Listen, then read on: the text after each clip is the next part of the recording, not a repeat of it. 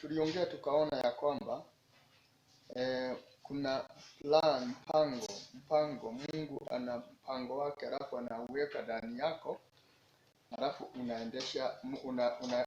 unaendesha mpango huo ambao si mpango wako, ni mpango wa Mungu. Kama vile tulivyoona Noa, Mungu alikuwa anataka kumuokoa, akamuonyesha jinsi ya kumuokoa.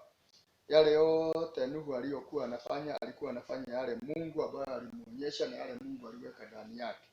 Maandiko ikatuambia ati Nuhu alipofanya yale yote Mungu alipomwagiza, akaonekana yeye tu ndiye mwenye haki. Akaingia katika safina ambayo Mungu alimuonyesha, na alifanya hayo. Maandiko ikatuambia na Nuhu alijenga safina kwa imani.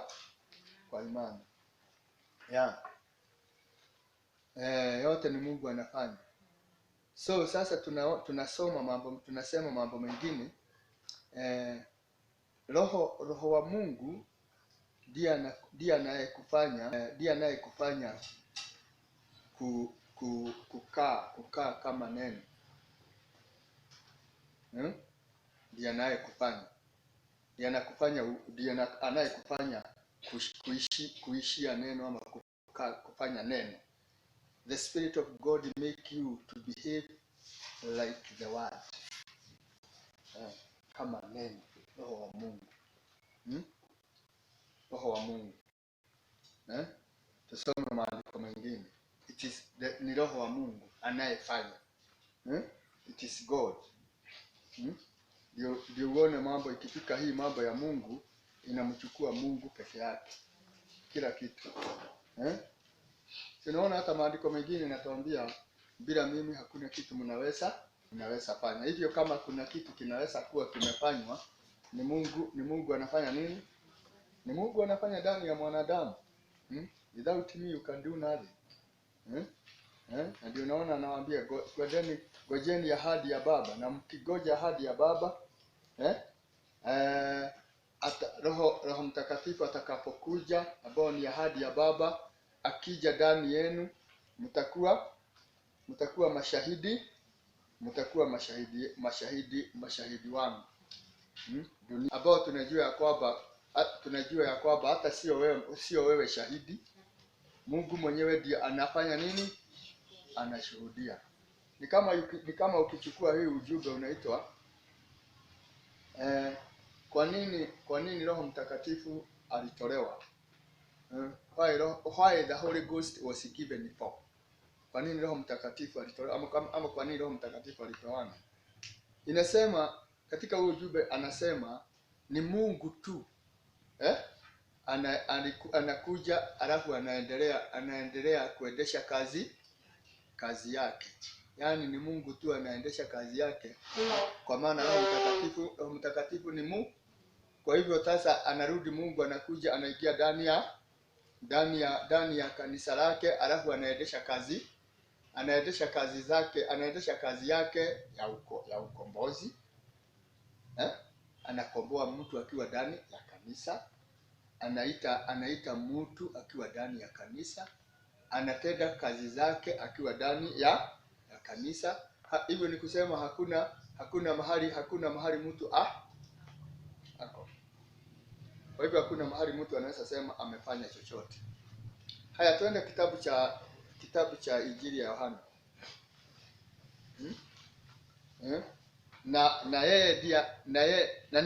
Na nikisha weka roho wangu, I will put my spirit within them. Nitaweka roho yangu ndani yao. Akiweka atafanya. Akiweka atafanya. Mshike sheria zangu na kuzitenda. Mshike na hivyo sinaona sasa mwenyewe ndiye anakuja, anatenda neno lake. Yeye hivyo ni kusema ya kwamba kama hayuko, nothing you can do. Yaani hakuna kitu chochote juu ya mambo ya Mungu. Nataka kila mtu asahau hiyo. Kama kuna kitu unafikiria unaweza fanya, forget. Si unaona hata kuita hapa anasema mimi ndio nitawatoa niwalete. Hivyo ni kusema kama hajahusika wezi anahusika, anakutoa kule, anakuleta.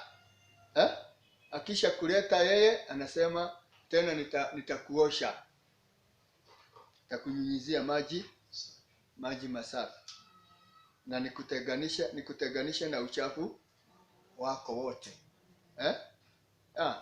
Kwa hivyo ni yeye mwenyewe anafanya kazi yake yote. Kama unasikia anasema atakutoa wapi? Atawatoa katika nchi ya atawatoa katika nchi ya makafiri. Yaani ni kusema ulikuwa you are heathen. Ulikuwa kafiri. Ulikuwa mtu si mcha Mungu. Na hata hujui ya kwamba kumcha Mungu hujui. Hii mambo ni kilindi sana. Hata ukiangalia na Mungu akusaidia kuelewa Biblia. Utaona dunia mahali iko na ile shida iko. Yaani hata mtu kusema tu mambo ya Mungu na Mungu hajamleta katika mpango wake. Anasema tu kuhusu Mungu na Mungu yule ambaye hajui, na tena anampinga. Kwa sababu ukimpelekea huyo mtu anasema habari za Mungu, mpelekea Mungu mwenyewe, anapinga. Anaona wewe ndio umepotea. Na anaona wewe ndio kafiri. Lakini wewe ndio huko kwa njia, lakini hata si uweza wako. Ni Mungu alikuleta. Hata haya umejua si bidii. Na unajua, na unaona sasa mambo ya Mungu inaenda baka sasa unaonekana wewe ni kama kinyume na watu wote. You are contrary. Kinyume kabisa. Kwingine unaonekana unajifanya. Unajifanya.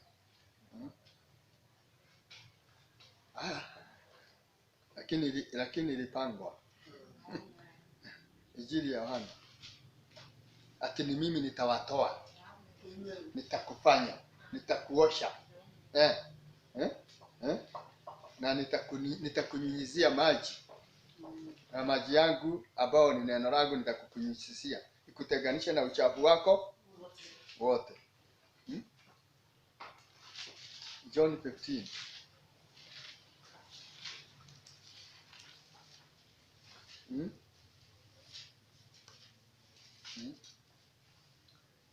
Kama mtu mwingine alikuwa ananiambia, unajua ni lazima usome maandiko vizuri kwa utaratibu. Na usisome andiko moja. Soma na usome lingine. Soma na usome nyingine, kwa sababu mambo hayo yako tu hapo. Yale hayajanenwa labda hapa, kuna mahali imenenwa upande mwingine, lakini si ati kupiga inapiga hii ingine. Ni roho na kilindi. Na anachanganya hivyo kusudi wengine wasielewe.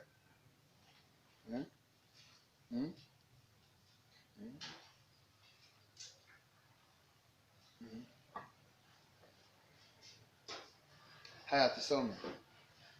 John 15 tuanzie 4.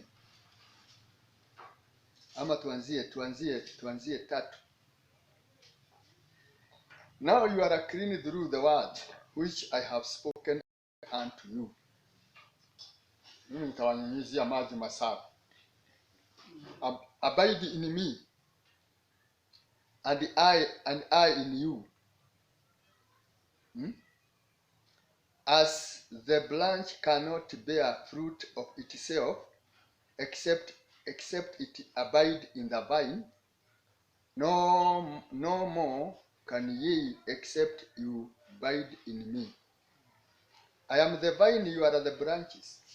He that abideth in me, and I in him, the same bringeth forth much fruit.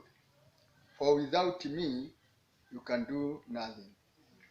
If a man abide not in me, he is cast forth as a branch, and is withdrawn, and men gather them and cast them into the fire, and they are burnt. If you abide in me, and my word abide in you, you shall ask what you will, and it shall be done unto you. Herein is my Father glorified, that you bear much fruit, so shall ye be my disciple. As the Father hath loved me, so I loved you. Continue ye in my love. If you keep my commandments, ye shall abide in my love, even as I have kept my Father's commandment, and abide in his love. Those things have I spoken unto you, that your joy might remain in you, and that your joy might be full. This is my commandment, that you love one another as I loved you. Greater love hath no man than this, that a man lay down his life for his friend. You are my friend if you do whatsoever I command you. Henceforth I call you not servant, for the servant knoweth not what his Lord doth. But I call you friends, for all things that I have heard of my Father, I have made known unto you. Unto you. Unto you. If you keep my command, that's verse 10. If you keep my commandment, you shall abide in me. And my love, even as I have kept my Father's commandment, and abide in his love. Mstari wa 4 unasema, mkikaa ndani yangu nami ndani yenu, kama vile tawi haliwezi kuzaa matunda lenyewe ila tu iwe ndani ya mzabibu, hata nanyi hamwezi ila muwe ndani yangu.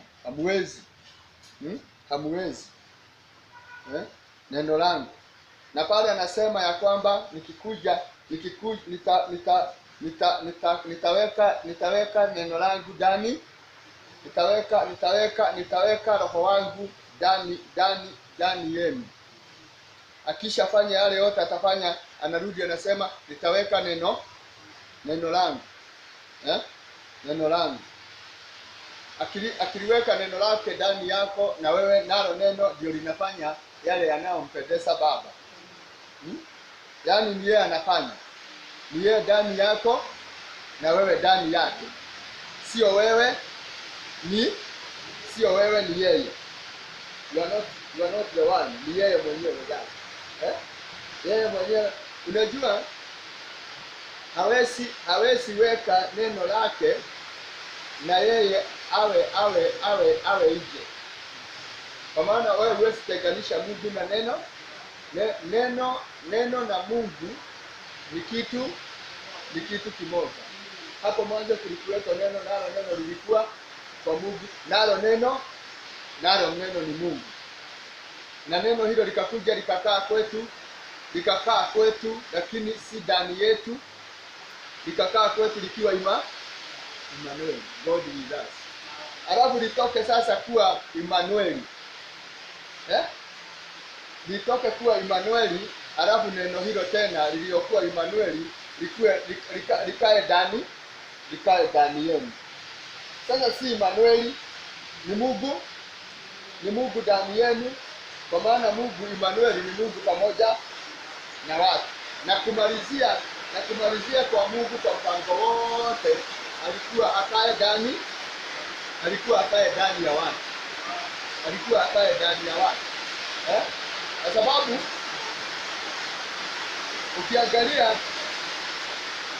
ukiangalia kitabu cha Samuel, kitabu cha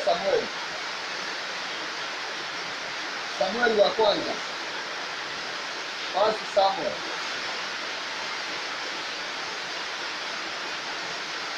Samuel wa kwanza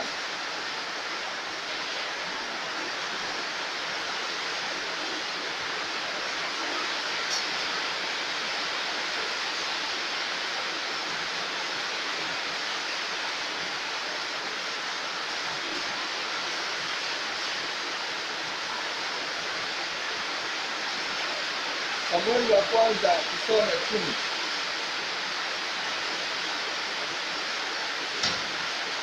Then Samuel took all a vial of oil and poured it upon his head and kissed him and said, Is it not because the Lord has anointed thee to be a captain over his inheritance? When thou art departed from me today, and then shalt find the 2 men thy left capture in the border of Benjamin, at the hour, and they will say unto thee, The asses which thou wentest to save are found. And though their father had left the care of the asses and faithful for you, saying, What shall I do for my son? Then shalt thou go on board from thence, and thou shalt come to the plain of Tabor, and there shall meet the 3 men going up to God to Bethlehem, one carrying 3 pigs,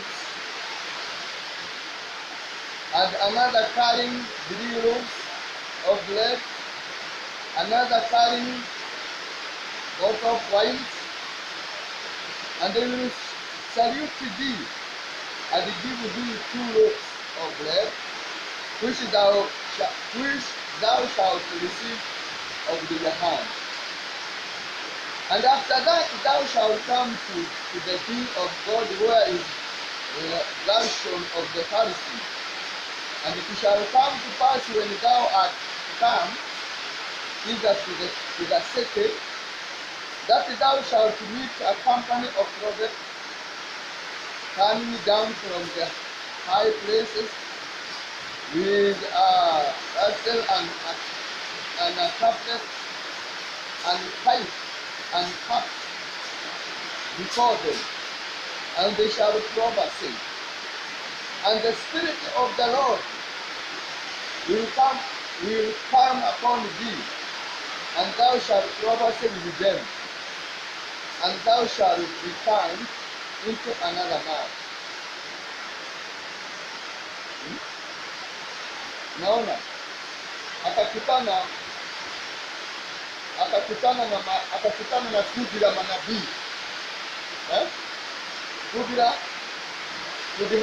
kundi hilo la manabii ambalo litakuwa linatoa nini? Linatoa unabii, na akakutana na watu ambao wametoka katika mlima wa Mungu, na wamebeba mikate, ambao mikate inasimamia neno la Mungu. Watampatia mikate mingapi? Mikate miwili. Mikate miwili, 2 loaves. Ambao mikate mikate inasimamia neno la Mungu, the word of God. Mkate si kitu kingine, ni neno la Mungu. Lakini sasa ana mikate mingapi? Aandamane na watu hao sasa. Alafu akisha abatana na hao watu, baada ya mikate miwili, ukiangalia mstari wa 6 inasema, and the Spirit of the Lord will come upon thee, and thou shalt prophesy with them, and thou shalt be turned to another man. Hivyo mikate hakuna kitu ilimfanya, lakini ana mikate. Lakini huyu roho ambaye hapo ndani ya hao watu anatabiri, itakuja juu yake, na kutoka hapo ikija juu yake atakuwa mtu mwingine. Hivyo ni kusema kugeuka kwa mtu yeyote mpaka roho wa Mungu akuje. Roho wa Mungu ndiye mtu mwingine, is another man, ndiye mtu mwingine. Kutoka hapo amekuwa mtu mwingine. Kutoka hapo si kitu kingine. Kutoka hapo hata yeye kutoka hapo atafanya nini? Hata yeye atatabiri. Kwa sababu roho yule aliyekuwa ndani ya hao ambaye anatabiri damu yao, hata na yeye atatabiri damu yake. Ni kwa maana ni kama yeye na wao ni sawa. Na ndio unaona sasa pale Mungu ananena, nami nitarudi niweke roho wangu. Kutoa moyo mpya, kutoa roho mpya, si ubatizo wa Roho Mtakatifu. Ni stage. Ndio unaona naweza kusoma ujumbe unaitwa kwa nini watu kuiga kwa Roho Mtakatifu, personation of Christianity, uigaji wa Ukristiano.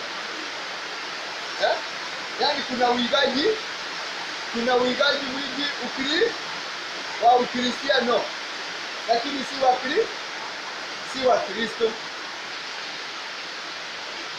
Na unaona Mungu anajua nisipofanyia huyu mtu hii hawezi songa. Hatua yote ya Mungu ni lazima afanye. Nitamfanyia hivi ili asonge hatua hiyo. Akisonga hatua hiyo, utamfanyia hii, alafu pia asonge hatua hiyo. Alafu akisonga hiyo hatua, hiyo ingine nitakuja. Alikutu na iskeni. Nikishaweka roho wangu, sasa sio wao wanatenda, ni mimi sio wao wanafanya, ni mimi ninafanya.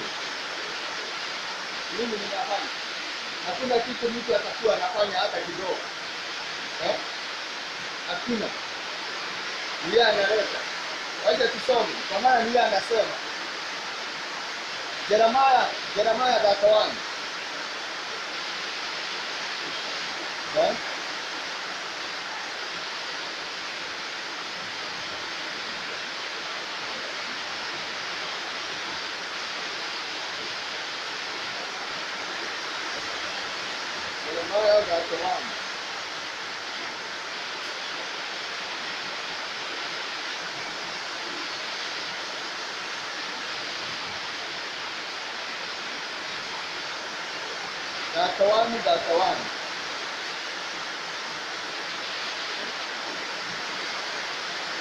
Behold, the days come, says the Lord, that I will make a new covenant with the house of Israel and with the house of Judah, not according to the covenant that I made with their fathers in the day that I took them by the hand to bring them out of the land of Egypt, which my covenant they break, although I was an husband unto them, says the Lord. But this shall be the covenant that I make with the house of Israel after those days, says the Lord. I will put my law in their inward part, and I will write it in their heart, and I will be their God, and they shall be my people. And they shall teach no more every man his neighbor, and the very man his brother, saying, Know the Lord, for they shall all know me, from the least of them unto the greatest of them, says the Lord of hosts. Say the Lord, for I will forgive their iniquity, and I will remember their sin no more. Thus says the Lord, which giveth the sun for light by day, and the ordinance of the moon and of the star for light by night, which divided the sea when the waves therefore roll. The Lord of hosts is his name. Unaona sasa, unaona agano lile anasema habari ataagana baadaye, si kama lile aliagana na baba zao.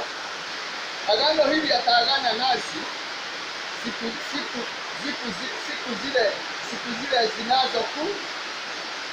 zinazokuja, zinaitwa hivyo.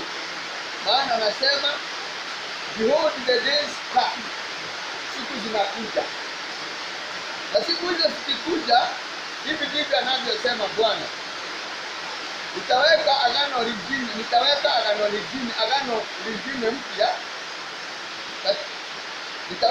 lingine mpya katika nyumba ya Israeli na katika nyumba ya Yuda, lakini si kulingana na lile agano ambalo nililofanya na baba zao katika siku zile ambao niliwaleta na kuwatoa katika nchi ya Misri, ambalo agano langu walilivunja, hata ingawa nilikuwa kwao kama bwana kwao, kama mume kwao.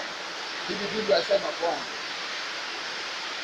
Lakini agano hili lile ambalo nitafanya na nyumba ya Israeli baada ya siku hizo, hivi asema Bwana, nitaweka sheria zangu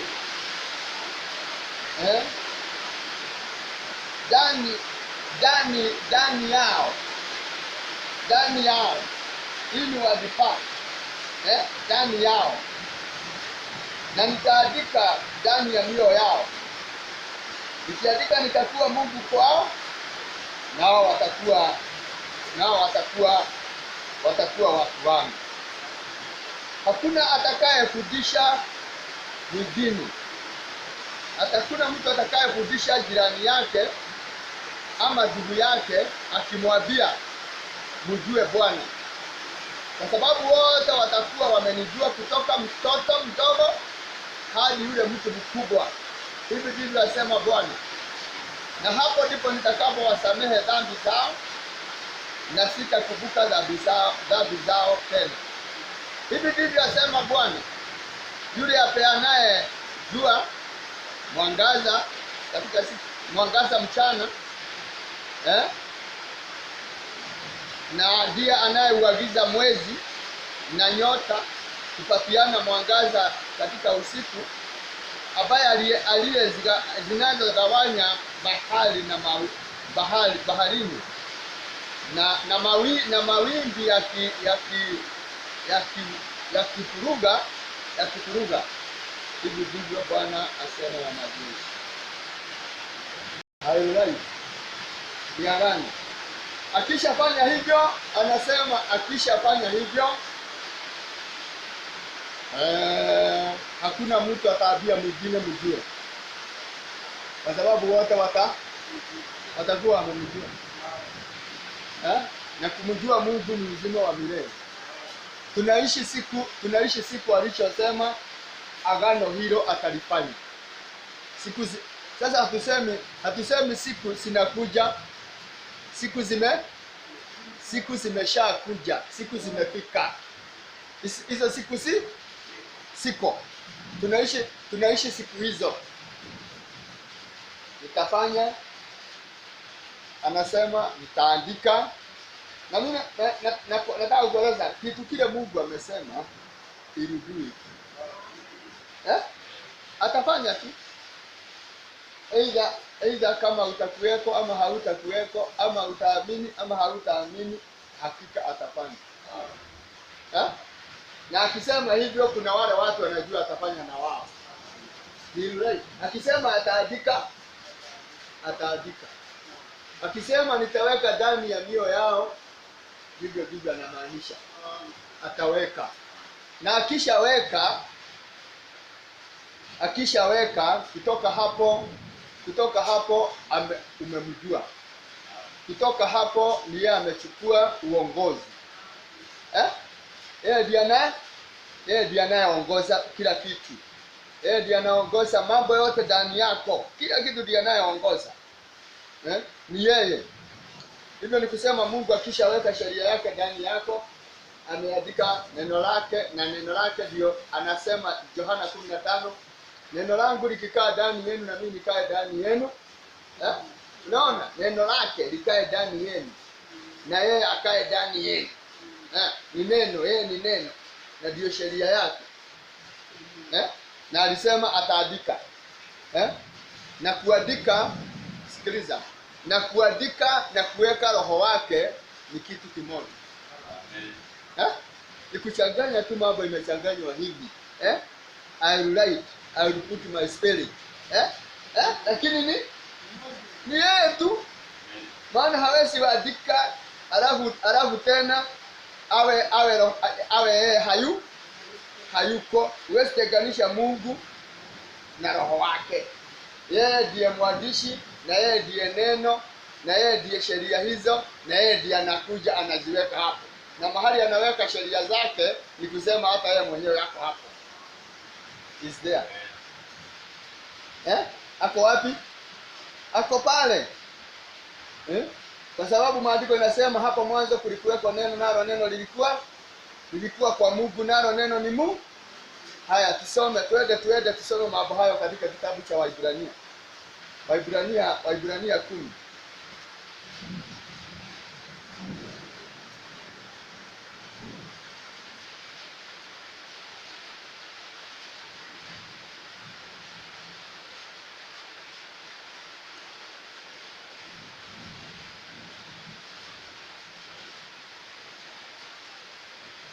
Waibrania 10 tusome kuanzia 16.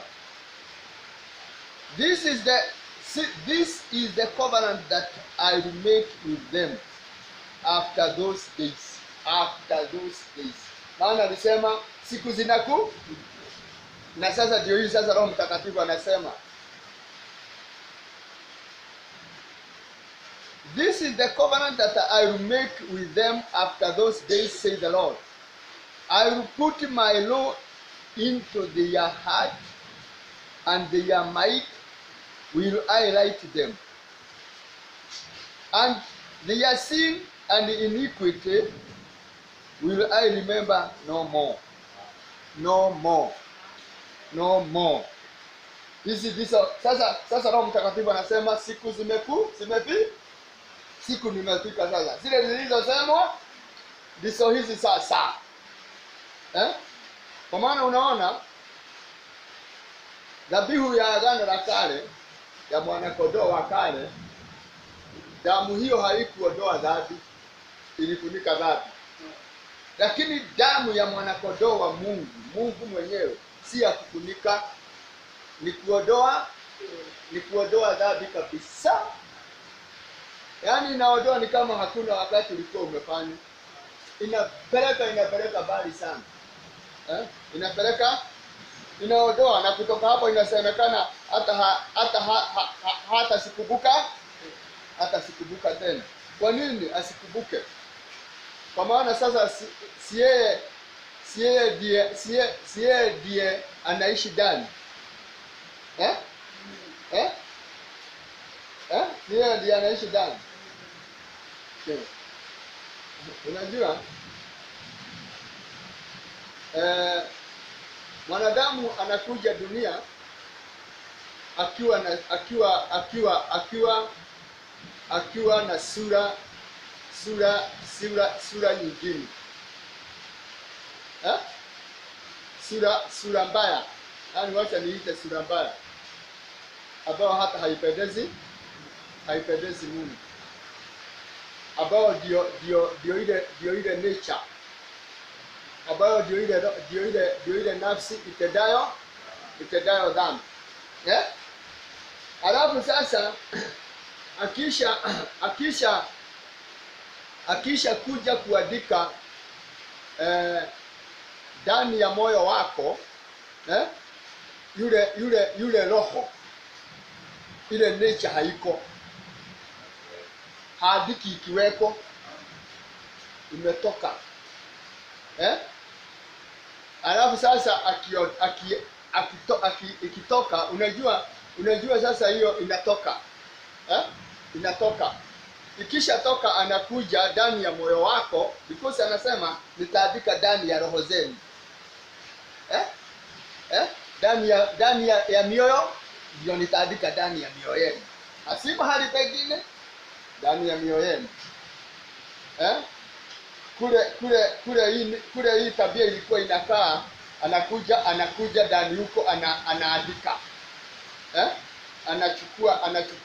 anachukua mioyo yenu, sasa anakaa ndani, ameandika. Hivyo ni kusema ukurasa wako wa kwanza hauko, uliyekuwa unasomeka vibaya sasa hauko. Hivyo ni kusema sasa una ukurasa mwingine mpya unaosomeka mambo mengine, kwa sababu sasa ni ukurasa mwingine, na ukurasa huo mwingine sasa unaitwa kiumbe kipya, ni Mungu ndani, una ukurasa mwingine. Kwa maana sasa huyu mtu sasa ameondoka, huyu mwenye dhambi. Kusoma hapo ndio anasema sitakumbuka dhambi zako tena, kwa sababu kile kilichokuwa dhambi, kilikuwa natenda dhambi, na kilikuwa kinyume cha Mungu, na kilikuwa adui ya Mungu, kimeondolewa. Sasa hakiko. Sasa ukurasa wako ni mwingine, ni neno la Mungu. It is the word of God. Neno la Mungu. Turudi Jeremiah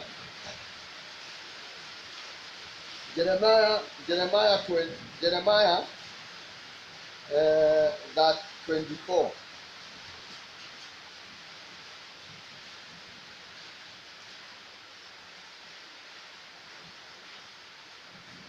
(24:7). I will give them an heart to know me. Unasikiliza? Ati atakufanya nini? Atakupatia moyo wa kumjua. Si Roho Mtakatifu? Wa kumjua, that I am the Lord, and they shall be my people, and I will be their God, for they shall return unto me with their whole heart. Akifanya hivyo, Mungu afanye hivyo. Akifanya hivyo utamgeukia na moyo wako wote. Wote. Kwa maana amekupatia kitu cha kukujua. Kama mungalinijua, listen. Kama mungalinijua Baba.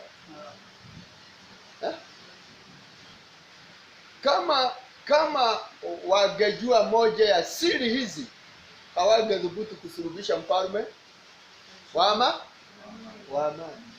Ni Mungu tu. Unaona sasa.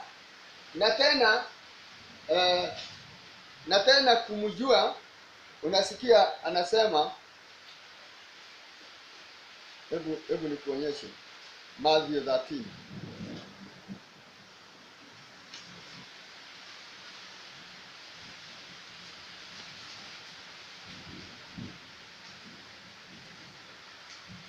Usiigize akili mambo ya Mungu. Mambo ya Mungu ni kuiamini tu. Ni uweza wake. Na usiangalie, angalia vile Mungu amesema tu Biblia. Anasema hivi.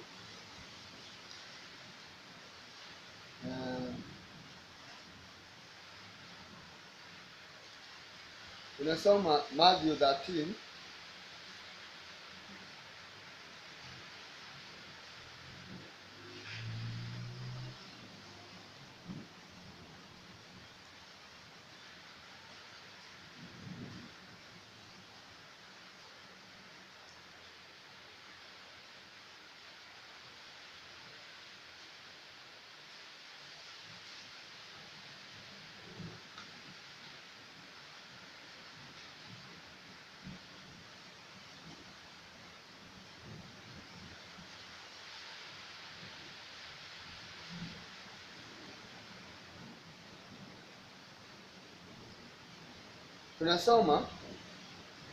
Tusome 33. Another parable speak unto them, the kingdom of heaven is like unto leaven, which a woman took and hid in 3 measures of meal, till the whole was leavened.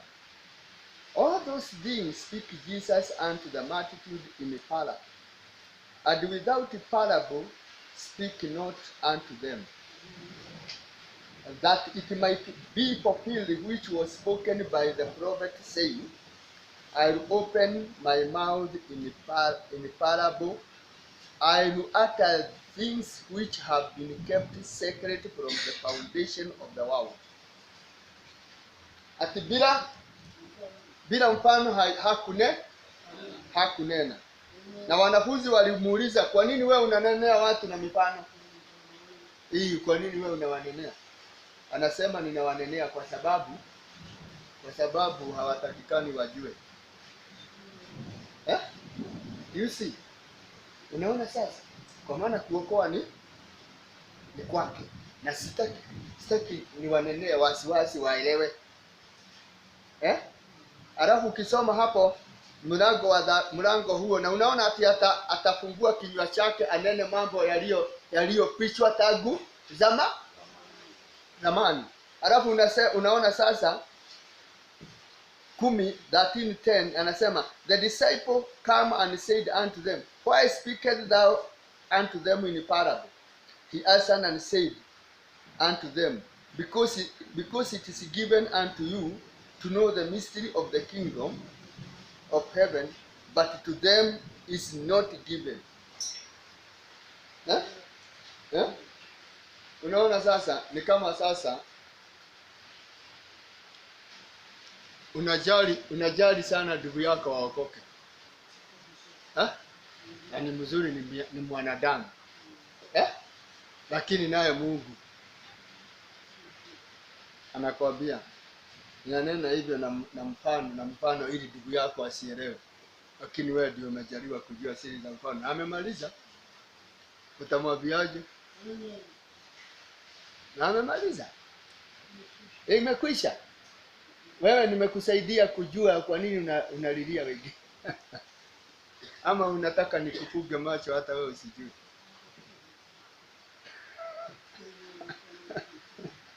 Yaani ni Mungu, ni Jehova. Huyu si mwanadamu. Huyu alikuwa Jehova mwenyewe. Lakini unaona anaifanya hivi kwa nini? Kwa sababu ilikuwa imenenwa na nani alikuwa amenena na manabii? Si yeye.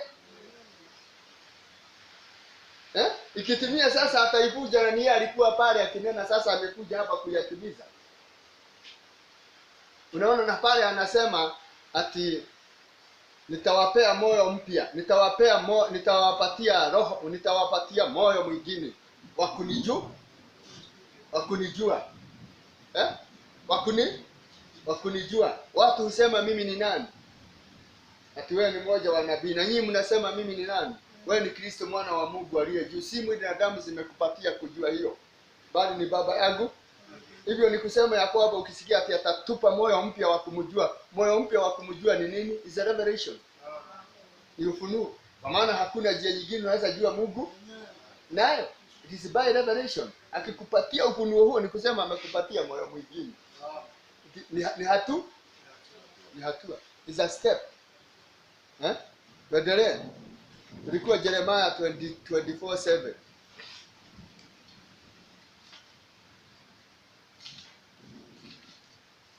Ni siri kubwa. Na unaona hapa tuko wapi? Roho wa Mungu ndiye anaye kufanya utende it make you to behave like the world. Kwa hivyo ni yeye anafanya ukae hivyo. And I will give them an heart to know me, that I am the Lord, that they shall be my people, and I turn unto them with their whole. They will turn unto me with a whole their heart. Watanigeukia kwa moyo wangu wao wote.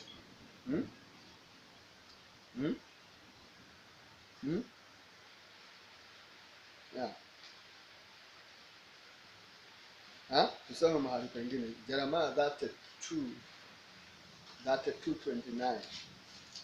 39.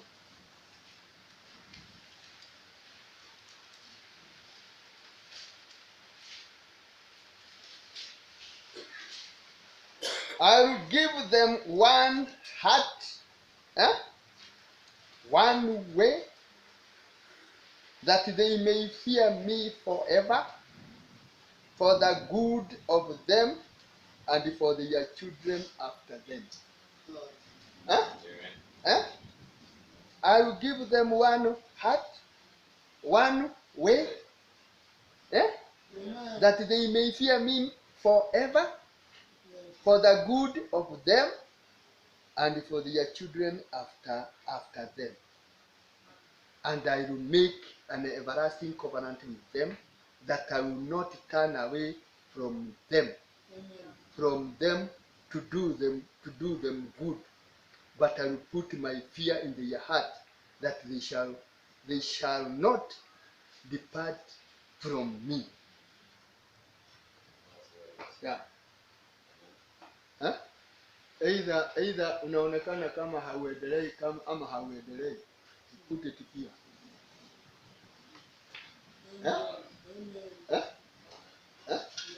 Yeah. Na akifanya hivyo hakuna wakati utaondoka kwake. Amehuku wewe somewhere. Kupinduke kusipiduke, you are there. Anaweka hata upendo wake wa kumpenda. Hata unaona, hata Mungu mwenyewe akiweka upendo wake ndani yako, hata si upendo wako, ni yeye ndani yako anajipenda mwenyewe. Ni yeye ndani yako anajipenda mwenyewe, ni yeye anapenda neno lake na hawezi kufuja neno lake. Hivyo wakati kuishia neno na kufanya neno, it is God. Yani kutenda hivyo ni Mungu anatenda, hakuna mwanadamu anatenda. Yote ni yake, kwa sababu yote ni sifa zake. Ni kwa ajili ya utukufu, ni kwa ajili ya utukufu wake. Hayo yote anaifanya na kwa njia ya kukupatia nini? Ya kukupatia Roho Mtakatifu. Turudi pale Yohana 17 na 15. Hayo yote akinena agano la kale alikuwa ananena kuhusu ubatizo wa Roho, juu ya ubatizo wa Roho Mtakatifu. Nitawapatia moyo moja. Na njia ni moja na hakuna njia nyingine. I am the way and the truth. Hapeani njia mbili. Yako inaenda pande hii na njia yako haiamini hii na yangu haiamini hii. Hizo njia ni njia mbili tofauti na ni mawazo mawili tofauti. Wacha nikwambie, unajua mambo ya Mungu ni mambo, ikifika mambo ya Mungu, ifike mambo ya Mungu. Kwa sababu ni yeye, ifike ni mambo ya Mungu. Kama ni yeye anahusika na wewe na anahusika na mimi, tunaona kitu kimoja. We see one thing. Hiyo si kama nyumbani ya bibi na bwana. Mnaweza kuwa nyumbani lakini mnaishi pamoja na nini, na mnaishi pamoja na mnakaa pamoja na mnaendelea pamoja na mnaseeka pamoja, lakini mnaweza kuwa na different opinions na mzeeke na hiyo different. Lakini hamutegani. Mnaenda mpaka mnasema wewe hivyo unaona kaa hivyo na mimi vile ninaona kaa hivyo.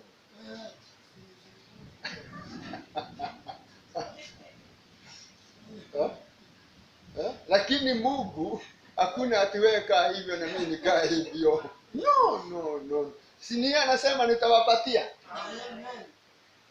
Kama ndivyo alituchagulia atatupatia kitu kimo, atupatie kitu kiwili, atatupatia kitu na tutaona sawa. Na hakuna wakati tutadifa. We will never differ with one another. Hakuna wakati hakuna. Takaa hivyo. Njia ni moja na yeye ndiye amepeana moyo moja. Kwa hivyo moyo wako na wangu ni wake. Alafu anaondoa moyo mgumu kwangu, anaondoa kwako. Anaweka wanyama, anaweka kwangu kwa nyama. Anarudi anaweka roho wake. Kutoka hapo tunamjua, kutoka hapo sasa hata hakuna kumwambia mtu mwingine jua Mungu, kwa maana sisi zote na tunamjua na nguvu za kufufuka kwake.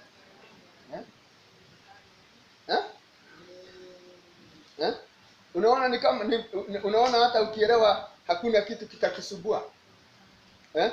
Unaona kuna kitu mtu huyu amekosa. Something. Kuna kitu huyu mtu amekosa. Ndio kwa sababu anakaa hivi. Ikifika hapa sasa unamuombea Mungu amsaidie.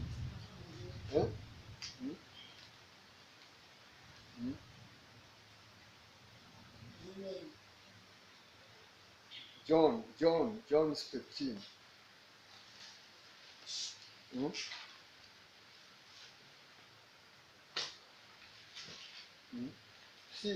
Ni yeye alisema 17 John 15:7. If you abide in me, mkikaa ndani yangu, and my word abide in you. Mkikaa ndani yangu na maneno yangu yakae ndani yenu, you shall ask what you will, and it shall be done unto you. Hivyo kutoka hapo sasa si wewe.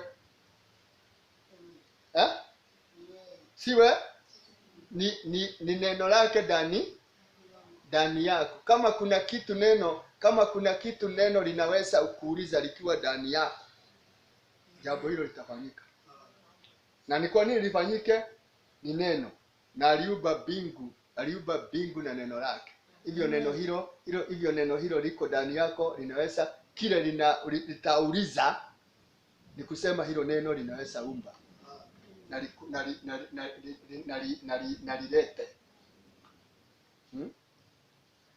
Na lilete. Acha tusome andiko lingine. Halafu nikuachilie. Tutakuja kuendelea kutoka hapo. Tunaenda wa Korintho. 2 Corinthians.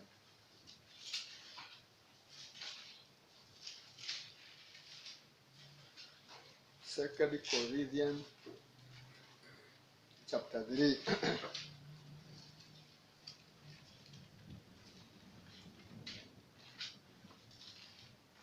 Ati mtu wa kawaida, mtu wa kimwili hawezi pokea neno na hawezi kulipokea.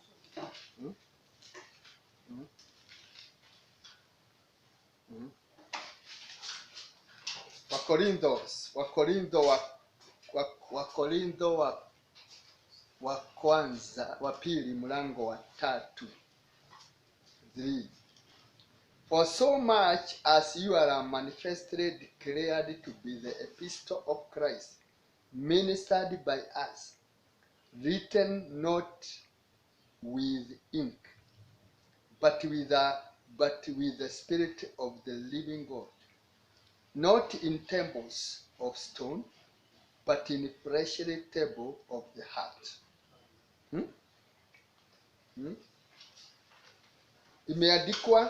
Imeandikwa na Roho wa Mungu, si katika mawe ama mbao, bali imeandikwa katika mioyo ya nyama ya roho zenu. I will write my law. Nitaandika sheria zangu ndani ya mioyo yenu. Nani anaandika? Ni Mungu. Na sasa nyinyi mmekuwa waraka umeandikwa wa Mungu, ambao haujaandikwa kwa bao ama kwa mawe, bali umeandikwa katika mioyo ya nyama yenu. It is written, umeandikwa. Alisema ataandika. Kuandika kwa Mungu ni kuweka roho wake ndani yako. Kwa sababu Mungu na neno ni kitu kimoja, huwezi tenganisha Mungu. Na unaona sasa, hebu sikiliza, unaona vile Roho Mtakatifu anasema hapa, haijaandikwa kwa bao wala kwa mawe, bali imeandikwa kwa mioyo ya nyama ya roho zenu. Kwa nini nimesema hivyo? Kwa sababu katika Agano la Kale, katika Agano la Kale iliandikwa mara ngapi? Iliandikwa mara 2. Ikaandikwa kwanza na Mungu kwa mawe. Musa akakuta watu wamefanya makosa, akaangusha, ikakufa. Mungu akamwambia, sasa mimi sitaandika. Wewe andika. Musa hakuandika kwa mawe. No. Musa aliandika kwa bao. Hivyo ni kusema material ya Mungu hangeiona. Maana iliandikwa kwa mawe. Musa akaangusha, akaandika kwa bao. Na Mungu hakuandika mawe 2. Alikuwa ameandika moja. Kwa hivyo Musa akikuja kuandika, inafikiri aliandika ilikuwa mingi sana, baka moja, lakini ina sababu hata iwe 2. Ina sababu. Mungu ni mmoja. Is one. Is a roho. Ni mwamba.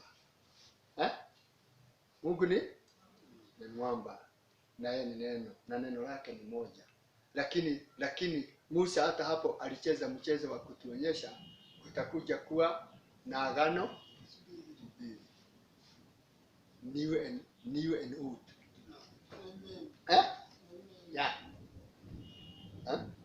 Kwa sababu Roho Mtakatifu alipokuja, akakuja akaandika mpya, akaandika mzee na mpya.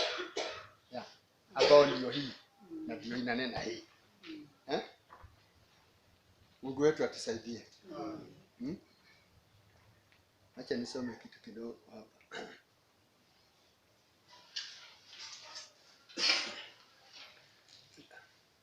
Now notice in this inner court. Sasa tazama katika hii uwanja wa ndani. Those people that live inside there. Wale watu wanaoishi mle ndani. Seems to have always feed up. Inaonekana kila wakati wamelishwa. Always feeling good. Wakati wote wakihisi vyema. Ezekiel said, Ezekiel alisema, I will write my law anew. Nitaandika sheria zako upya. And put in their heart. Na kuziweka mioyoni mwao. Where the law used to be on the stone in the ark. Mahali ambapo sheria ilikuwa kwa mawe ndani ya sanduku. And the ark represent the heart. Na lile sanduku liliwakilisha moyo. Then I will put my new law in their heart in the ark. Nitaweka sheria yangu mpya ndani ya mioyo, yani sanduku. Ndani ya mioyo yao, yani sanduku. Moyo wako ni sanduku sasa. The heart is a board of God. Moyo ndio ubao wa Mungu. And in the Old Testament, na katika Agano la Kale, God dwelt in his glory over in the ark. Mungu alikaa katika utukufu wake juu ya lile sanduku. Heart is the ark. Moyo ndio sanduku. God dwells not in the head. Mungu hakai kichwani. In the heart. Anakaa moyoni. God is not known by theology. Mungu hajulikani kwa biolojia. God is not known by mental conversation. Mungu hajulikani kwa ujuzi wa kiakili. God is known by old fashion. Mungu anajulikana kwa ule mtindo wa kale. Sanctified born again experience. Ile kituko cha kutakaswa na kuzaliwa mara ya pili. That is in the human heart. Hicho kiko ndani ya moyo wa mwanadamu. Yet men and women live a good life. Hata hivyo wanaume na wanawake huishi maisha mazuri. And love God. Na wanapenda Mungu. By mental conception, but the little hidden place is the heart. Kwa ujuzi wa kiakili, lakini mahali palipofichwa ni moyoni. Hid with Christ. Wamefichwa pamoja na. And when Christ the Holy Spirit, na wakati Kristo ambaye ndiye Roho Mtakatifu, comes into your heart, anapokuja ndani ya moyo wako, he is in you with your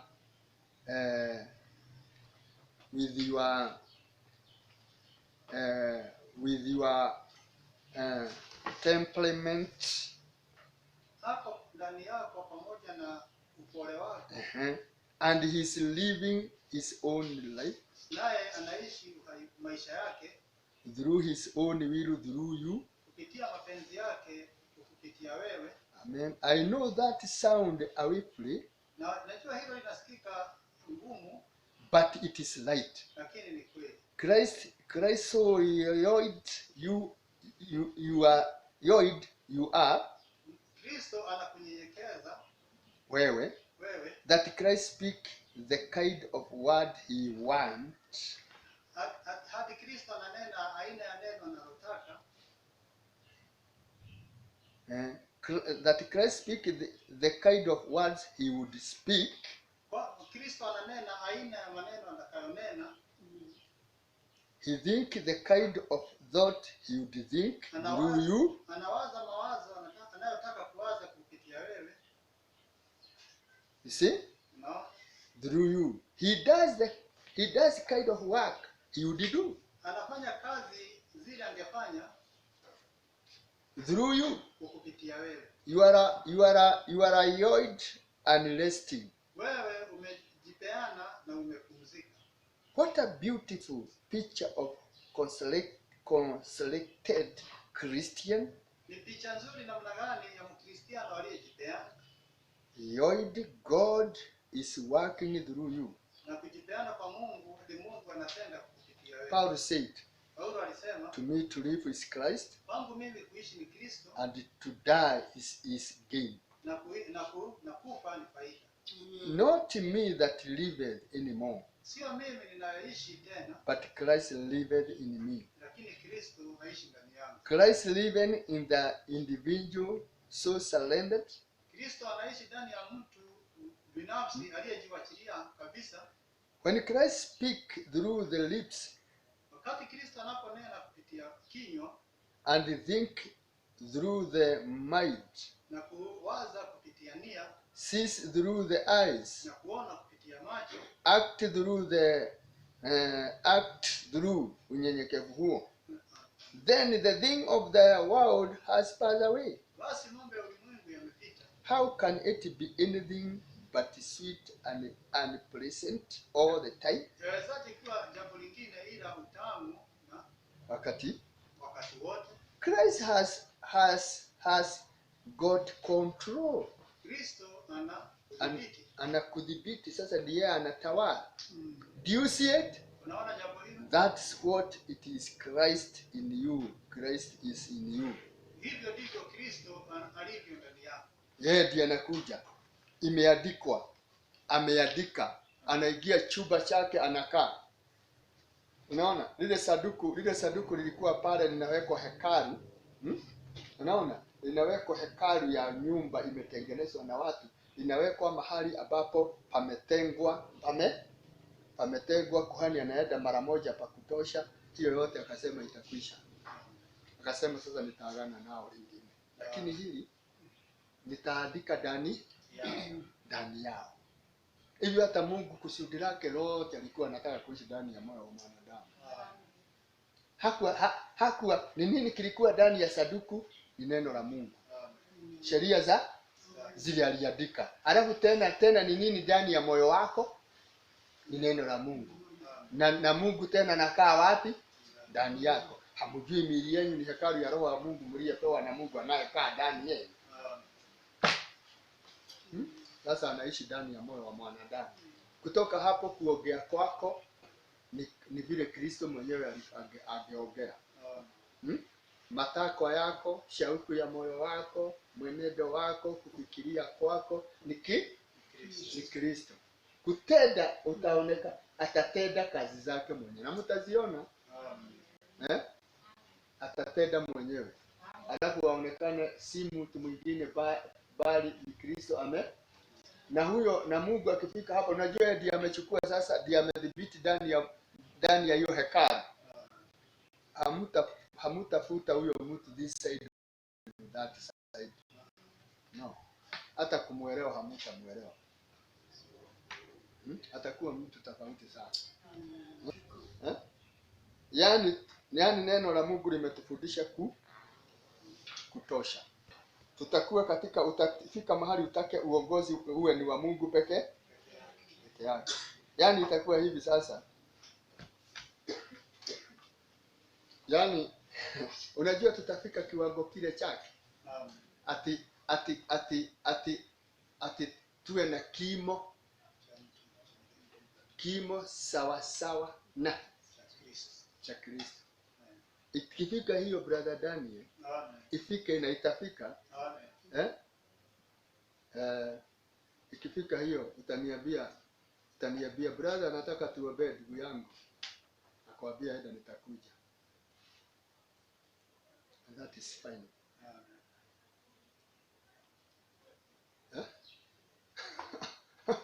Sasa hasukumu ina Daniel. Anasukumwa na aliye ndani. Mnajua acha niwaambie, mnajua ndugu Branham alikuwa anajua mtu ule angepona na yule hangepona. Lakini hasemi. Lakini Roho Mtakatifu malaika alimwambia wewe mbariki na anajua huyu hawezi kuona. Na hata si kumuomba ni kumbariki. Na hiyo kiwango tutafika. Yaani usikwasike nikisema ati Danieli ataniambia tena tuambie ndugu yake nimwambie haya tutakutana. Kwa sababu sasa itakuwa chini ya kila kitu ni Mungu mwenyewe 100%. Yesu Ndugu yako Lazaro amekuwa mgonjwa. Hasikii Martha? Anasikia baba. Baba anamwambia twende ng'ambo ingine. Ya Lazaro anagojea baba ase ya Lazaro.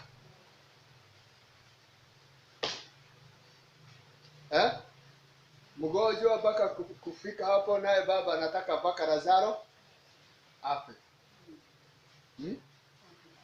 Kwa hivyo hakukimbia kwa sababu ya Martha, lakini alienda kulingana na amri ya baba. Itafika hivi.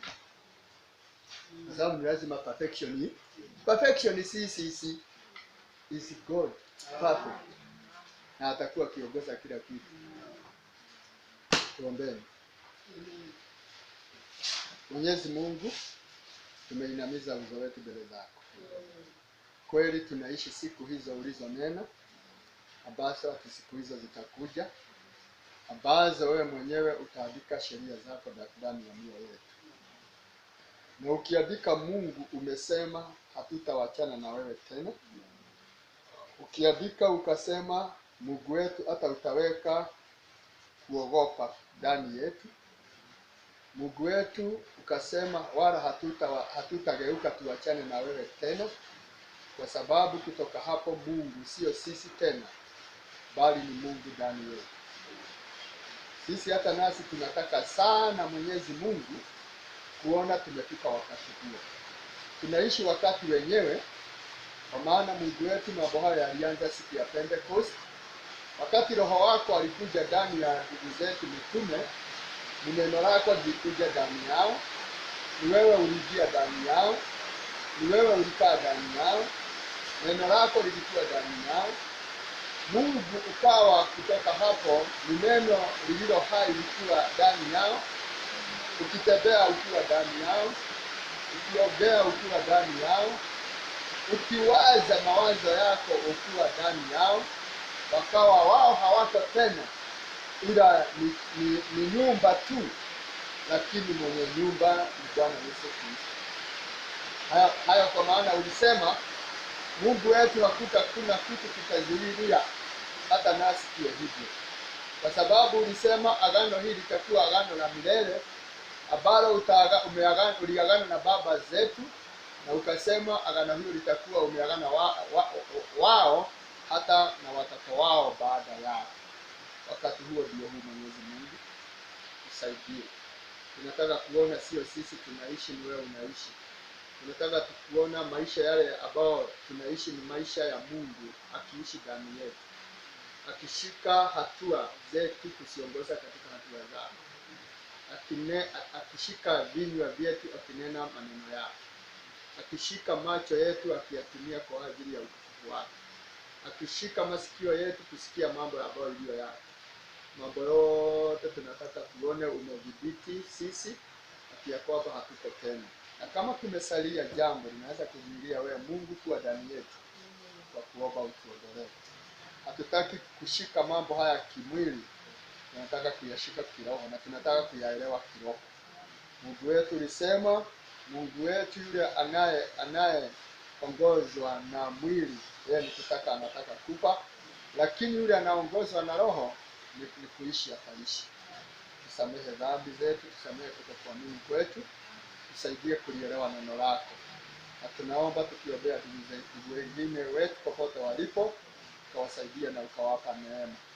Na tunaomba tukiamini umesikia maombi yetu, tunapokumbuka na utakuwa pamoja nasi, na utupe nguvu na utuwezeshe. Tunalia na tunaomba. Hatutaki kufumaniwa na mambo ambayo yako duniani, ambapo umetuleta katika kilele hiki chako cha neno lako. Mungu wetu, umetusaidia kuelewa, umetusaidia kufahamu. Asante kwa kutuwezesha wewe mwenyewe tukujue. Asante kwa kutuleta njia hii ambayo ni moja, njia iliyopitiwa na Henoko, ikapitiwa na Abeli, ikapitiwa na manabii, ikapitiwa na wenye haki ambao wako katika utukufuni. Hauna njia mbili kutoka kizazi na kizazi, njia ni moja, na njia hii ndio umetuleta kwako. Asante kisi tuliofikiwa na mwisho wa mambo haya, kwa kuomba Mungu wetu, fanya mambo yako vile ulivyosema, na asante kwa mwito wako mtakatifu uliotuita ukatulete kwako. Na tunaomba Mungu wetu tukiamini nasikia maombi yetu, na ni katika jina la Bwana Yesu Kristo tumeomba.